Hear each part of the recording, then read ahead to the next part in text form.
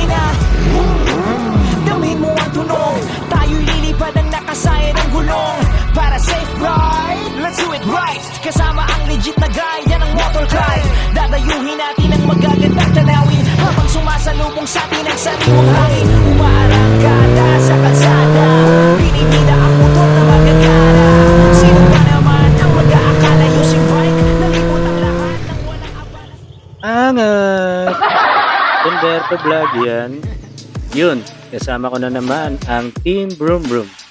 Maghahanap nga pala kami ng ilog at dagat, kaya samahan nyo kami sa aming adventure patungo sa Infanta, Quezon Province.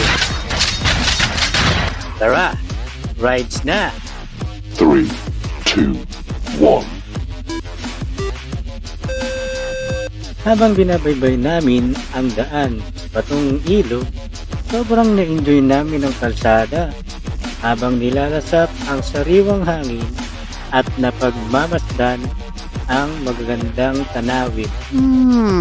Ang laki niya. Pwede ito pang laban, no? Pang laban yan, Judy, ba? Gagambang egis yun. Malaki.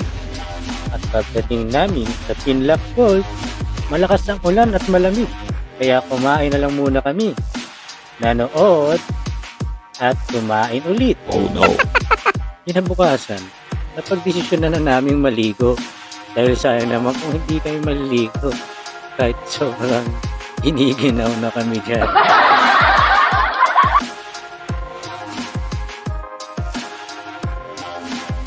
At nagsimula na nga kaming magtampisaw. Take note, may munti kang malunod yan. Joke. Nagpahinga saglit, masid-masid, kumain, tapos larga na ulit. Tignan nyo naman kung gaano kakipot ang daan bago kami nakapunta sa dakong yan. Uh-oh. At may nakalimutan pa pala kami. Bebek! Manok daw hindi pa bayad. Manok hindi pa bayad. Sabi niya, Yun, si ate kasi hindi pa nilista yung manok sa listahan. Kapal ng mukha mo! Diba?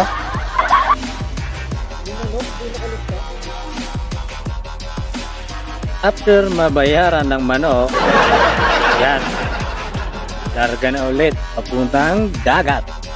Naghanap kami ng dagat. Hindi totoo yan. Bola lang yan. Pero malayo pa pala yun. Akala ko nga dyan sobrang lapit na. Kaya inabot kami ng tanghali at magisaglit para makakain at bumili na rin ng mga makakain. Tarihan nyo! Hindi tayo pagkain dito? Pwede naman. Malayo pa Oh, malayo pa. Malayo pa. After namin kumain ng masaganang pagkain, tara! Nandito na kami sa Corazon Cottage Rental. Yan. Parking na. Nakita namin ang magandang tanawin ng karagatan. Selfie muna. Tamang kwentuhan, usap-usap, habang nilalasap ang sariwang hangin ng karagatan.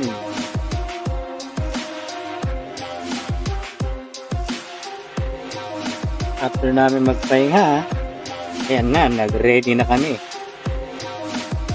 Tingnan mo siya, oh. Nagigising lang kumain na. Muchacha namin yan, muchacha.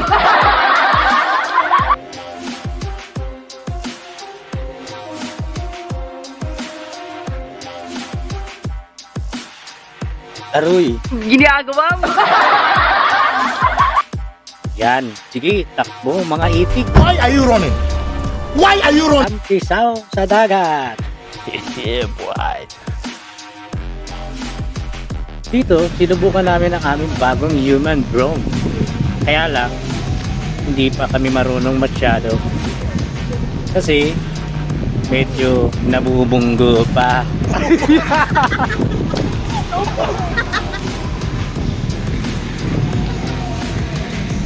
Oh, IG. Sa grupo.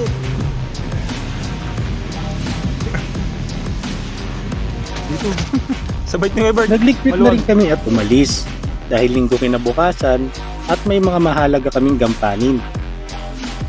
May nadaanan kaming kainan at nagkape na rin kami saglit para hindi atukin sa biyahe.